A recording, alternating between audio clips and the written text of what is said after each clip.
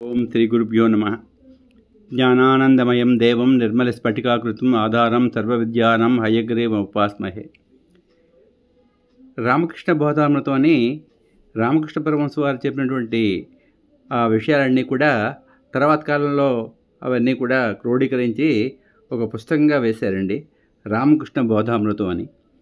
దాంట్లో కొన్ని విషయాలు మనం ఇప్పుడు చెప్పుకుందామండి.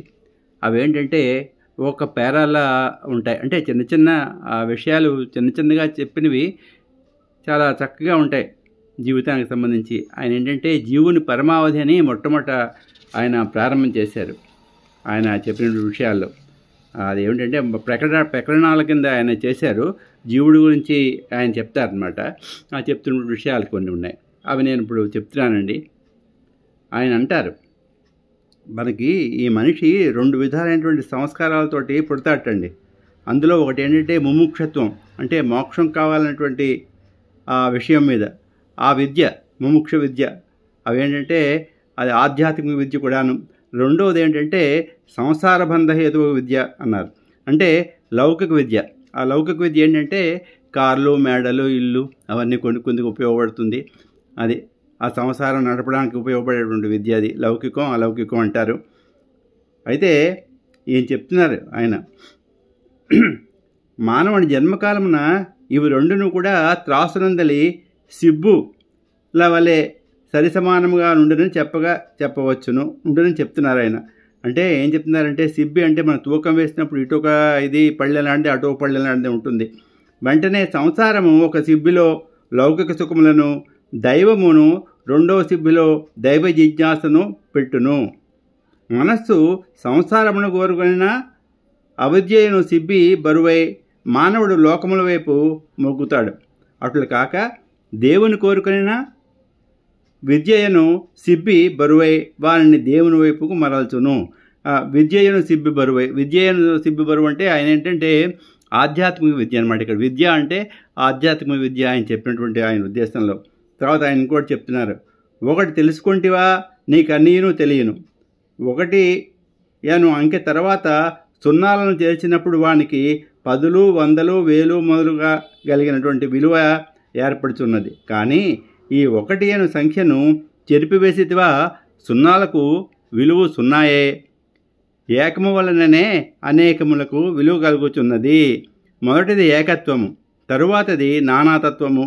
మొదట భగవంతుడు, అటు పిమ్మట గణింపదగినటువంటి జీవుడు, జగత్తు. మనకి జీవుడు జగత్తు అంటున్నారు, అంటే మనకి కనిపించేదంట జగత్తు. ఉపనిషత్తుల్లో మనకేం చెప్తారంటే యదృశ్యం యదృశ్యం అంటారు. ఈ జగత్తులో కూడా పరమాత్మే ఉంటుంది. అన్నిట్లో కూడా కదలికలకి కారణం అదే చైతన్యం, కాన్షియస్నెస్. అలాగే జీవుల్లో కూడా మనకి ఈ జీవుడు శరీరంలో ఆత్మరూపంలో సాక్షి రూపంలో ఉంటుంది. అది ఉండడం వల్లనే అది దాన్నే చైతన్యం అంటాం. విశ్వ చైతన్యం అంటే ప్రపంచం అంతా కూడా అది ఉందంటారు. అది తర్వాత చెప్తారు, మొదట ఆత్మలాభమును పొందుము, తర్వాత ధనము సంపాదింపుము. ఈ వరుసను తలక్రిందులు చేయ ప్రయత్నింపకము. పరమార్థమును పొందిన వెనుక సంసారమున మెలగినను, అంటే సంసారంలో ఉన్నప్పటికీ కూడా నీ మనస్సు శాంతికి భంగం కలగదు అని చెప్తున్నారు ఆయన. మొట్టమొదటి ఏంటంటే ఆధ్యాత్మిక విద్య మనం అది పొందాలి. అదే ఆత్మలాభం అంటే నువ్వంటే ఏమిటి, ఆత్మ అంటే ఏమిటి, దాన్ని తెలుసుకోవాలి. అదే అంతర్ముఖ సమారాధ్య బహిర్ముఖ సుదుర్లభ అని. ఆ తర్వాత అది అయిపోయిన తర్వాత ధనం సంపాదించమంటారు.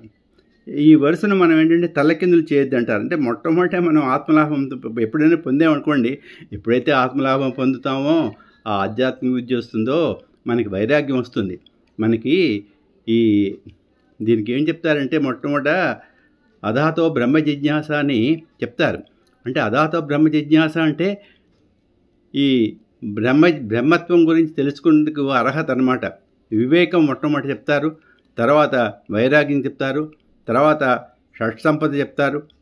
6 ఉంటాయి, అంటే శమము, దమము, ఉపరపతి, తితీక్ష, శ్రద్ధ, సమాధానం అని చెప్తారు. తర్వాత తీవ్ర ముముక్షత్వ కాంక్ష ఉండాలంటారు. ఈ 4 కూడా మనిషికి కావాలి మోక్షంకి.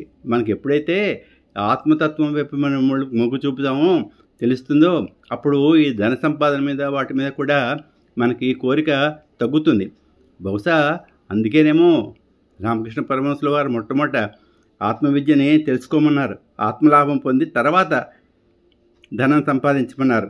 సరే, తర్వాత చెప్తున్నారు, మీరు ఏదో సంఘ సంస్కరణ అనుచున్నారే, మంచిది. మొదట భగవంతుని సాక్షాత్కారం పొంది తరువాత మీరు అట్లా చేయవచ్చును.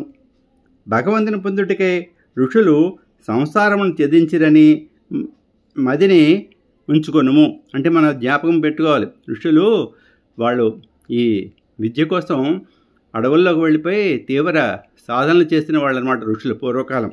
ఏమండి, అది గుర్తుపెట్టుకోమంటున్నారు. అది ఒక్కటే మనకు ముఖ్యము. అటు వెనుక వలసిన ఎడల మిగిలినవన్నీ కూడా మీకు సమకూరును. మొదట భగవద్ దర్శనమును పొంది పిమ్మట ఉపన్యాసములను గూర్చియు సంఘ సంస్కరణలను గూర్చియు మాటలాడు అని చెప్తున్నారు. ఆయన మొట్టమొదటి ఏంటంటే ఊపిసోని కబుర్లు అవి చెప్పొద్దు, మొట్టమొదట ఆ భగవంతుడిని తలుచుకొని అతని దర్శనాన్ని పొందమన్నారు. ఆయన గొప్ప మహానుభావుడు, కాళికామాత దర్శనం పొందారు. ఆవిడ మాట్లాడుతూ ఉండేది కూడా స్వయంగా ఆయనతోటి. అంత నిబద్ధత, అంత కఠోర సాధన చేసినటువంటి మహానుభావుడు. ఆయన చేత భైరవి బ్రాహ్మణి అని చెప్పేసి ఆవిడ చాలా గొప్ప సాధనలు చేయిస్తారు. ఆవిడ కాశీ నుంచి వెళ్తారు. కాశీలో మనకి తెలింగయోగి అని ఒక మహానుభావుడు ఉండేవారు. ఆయన తాలూకా శిష్యురాలు ఆవిడ. తర్వాత కాలంలో ఆయన దగ్గరికి వెళ్ళి అన్ని రకాల సాధనలు చేయింపిస్తారు. తర్వాత రామకృష్ణ పరమహంస కూడా ఆయన్ని కలుస్తారు, ఆ తెలింగయోగిని. అతను సుమారు 250 సంవత్సరాలు బతికినటువంటి గొప్ప యోగీశ్వరుడు. సరే, తర్వాత చెప్తున్నారు ఆయన, కొత్తగా పట్టణానికి వచ్చేవారు రాత్రిల పరుండుటకు తగిన వసతిని చూసుకొని అతట తన సామాన్లను చేర్చుకొనవలయును. అనంతరము స్వేచ్ఛగా నగర విచిత్రములను చూడబోవచ్చును. ముందుగా సామాన్లు జాగ్రత్త పెట్టుకోవాలి, ఎవరు పట్టుకోకుండా దొంగలు. ఆ తర్వాత ధైర్యంగా హాయిగా ఆ నగరం అంతా చూడవచ్చు అంటున్నారు ఆయన. అటులో చేయని పక్షంన రాత్రి చీకటిలో నిలువు తాగు లేక చాలా బాధపడవలసి వచ్చును అంటున్నారు. అలా మనకి ఉండడానికి వసతి లేకపోతే చాలా ఇబ్బందులు కదా రాత్రిపూట, అది చెప్తున్నారు. అటులనే నిత్య శాంతి నిలయమగు భగవంతుని ప్రాపు ముందుగా సంపాదించనేని ఈ లోకంలోనికి వచ్చిన నూతన పురుషుడు తన నిత్య కృత్యములను చక్కబెట్టుకొనుచు సంసారమున నిర్భయముగా ప్రవర్తింపగలడు. సరే, నిషీధరాత్రుల్లో వసతి లేకపోతే మనం ఇబ్బంది కదా, ఎలా ఉంటుందో అలాగే మనకేంటంటే ఈ జీవితంలో కూడా ముందుగా అంటే భగవంతుని ప్రాపు మనకి కావాలి, అతని తాలూకు అండ కావాలి. భగవంతుని అండ కావాలంటే కాసింత సాధన చేయాలి. మనిషి బద్ధకం విడిచిపెట్టాలి, పొద్దున్నే లేవాలి. తర్వాత అంటే ఎవరు చేయవలసిన పనులు వాళ్ళు చూసుకోవాలి, భగవంతుని తలుచుకోవాలి. అలాగే రాత్రి పడుకున్నప్పుడు కూడా అంటారు, రాత్రి ఒకసారి భగవంతుని తలుచుకొని పడుకున్నట్టయితే మనం ఆ నిద్రలో అంతకాలం కూడా భగవంతుడిని తలుచుకున్నట్టే అర్థం అని చెప్తారు పెద్దలు. అంచేత నిరంతరం కూడా మనం ఆ భగవంతుడిని ప్రార్థిస్తూ ఉండాలి. అదే ఈయన చెప్పింది ఏంటంటే, రాత్రి ఎలాగైతే నిషిదిలో మనకు వసతి లేకపోతే బాధపడతాం, ఇబ్బంది పడతామో, అలాగే కూడా మనం ముందుగా ఈ భగవంతుని తాలూకా ప్రాపకం, అతని తాలూకా మనకి దయ లేకపోతే ఏమండి ఈ లోకంలో మనకు వచ్చినటువంటి మనకి ఏంటంటే ఇబ్బందులు ఎదురవుతాయి. అది మొట్టమొదట అతన్ని తలుచుకుంటే మన నిత్యకృత్యాలన్నీ కూడా చక్కగా నెరవేర్చుకోవచ్చు, నిర్భయంగా ఉండొచ్చని. మనకి ఎప్పుడైతే భగవంతుడు మనతో ఉన్నాడు అంటే ఒక విధమైనటువంటి ధైర్యం వస్తుంది మనకి. ఇప్పుడు భగవంతుడు నాతోటే ఉన్నాడని చెప్తే అది అలా చెప్తున్నారు స్వామి. తర్వాత మళ్ళీ చెప్తున్నారు ఆయన, ఎలకలను పట్టుటకై పెద్ద పెద్ద ధాన్యపు గుట్ల ద్వారముల కడ పేలాలతో కూడిన బోనులు పెడతారు. ఎలుకలు పేలాలనే వాసన చేత ఆకర్షింపబడి అంతకంటే తృప్తికరమగు లోపలనున్న ధాన్యమును దినమరచును. అవి అంటే ధాన్యం తినకుండా ఉండడానికి ఆ ముందు పేలాలుగా కడతారు. అంచేత ఆ ధాన్యాల జోలికి అవి వెళ్ళవు, అంతనవి పట్టుబడి చచ్చును. అది జీవుని విషయం కూడా ఇంటిదే. మహాలౌకిక సుఖము అన్నిటికంటేనూ 1,000,000 రెట్లు ఘనతరమగు బ్రహ్మానందము జీవునకు మిక్కిలి దాపునై ఉన్నది. అట్టి బ్రహ్మానందమును పొంద ప్రయత్నించుటకు బదులుగా తుచ్చ విషయ సుఖములచే మోహితుడై జీవుడు మాయాజాలమును చిక్కుకొని నశించుచున్నాడు. ఈయన చాలా బాధపడుతున్నారు. మనిషి ఈ సంసార సుఖాలు వాటి మీద, ఈ ప్రాపంచిక విషయాలు, కార్లు, మేడలు, మిద్దెలు, వీటి మీదే ఆశపడి భగవంతుడు ఆ శాశ్వతానందం మనకేంటంటే భగవంతుడు ఇస్తాడు, బ్రహ్మానందం. దాన్ని మర్చిపోయి ఈ ప్రాపంచిక విషయాలు, ప్రాపంచిక వస్తువుల మీద మోహం పెంచుకుంటున్నాడు, అలాగ జీవితాన్ని నాశనం చేసుకుంటున్నాడు అని స్వామివారు బాధపడుతున్నారండి. తర్వాత ఇంకోటి చెప్తున్నారు. ఒక పండితుడు దివ్యజ్ఞాన సమాజము వారు మహాత్ములు అని అంటారు. మరియు సూర్యలోకము, చంద్రలోకము, నక్షత్రలోకము మొదలగు ఏవేవో లోకములు గలవనియు నరుని సూక్ష్మ శరీరము వీటి అన్నిటి యందును కూడా సంచారము చేయగలదనియు చెప్తారు. ఇట్టి విషయములు అనేకములు వారు చెప్పుతూ ఉంటారు. అయ్యా, దివ్యజ్ఞాన సమాజమును కూర్చి మీ అభిప్రాయమేమి అంటే గురుదేవుడు ఇలా చెప్తున్నారు. ఆయన గురుదేవుడు, భగవద్భక్తి ఒక్కటియే సర్వోత్తమము. వారు భక్తిని లక్షింతురే అని మంచిదే. బ్రహ్మ సాక్షాత్కారమే వారి ముఖ్యోద్దేశమైనచో మంచిదే. కానీ సూర్యలోకము, చంద్రలోకము మొదలగు అల్ప విషయములను గూర్చిన చింతలో నిమగ్నులైయుండుట నిజమైన తాత్విక అన్వేషణ కాదని మాత్రము జప్తియందు ఉంచుకొనవలెను. భగవత్పాదార విందుములందు భక్తి కలుగుటకై తీవ్ర సాధనలు చేయాలి.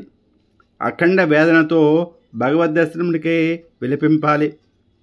చూస్తారా, ఇతను కూడా అలాగే చేసేవారు. కాళికాదేవి కృప కోసం మనకేంటంటే చాలా వేదనతో భగవంతుడి కోసం, దర్శనం కోసం విలపించాలంటున్నారు ఆయన. విషయ సుఖముల నుండి మనస్సును మరల్చి భగవంతుని అందే లగ్నము చేయవలెను. భగవంతుడు వేదములలో లేడు, వేదాంతమునందునూ లేడు, ఏ శాస్త్రమునందును కూడా కానరాడు. హృదయమున భగవత్పారితాపము కలుగవలెను. గాఢమగు భక్తితో దేవుని ప్రార్థించుచు సాధన చేయుచు ఉండాలి. దైవ సాక్షాత్కారము సులభ సాధ్యమనుకుంటకు వీలు లేదు. సాధనలు తప్పక చేసి తీరవలెను. అదండి, ఇక్కడితో ఆపుతున్నాను నేను. శుభం భూయాత్.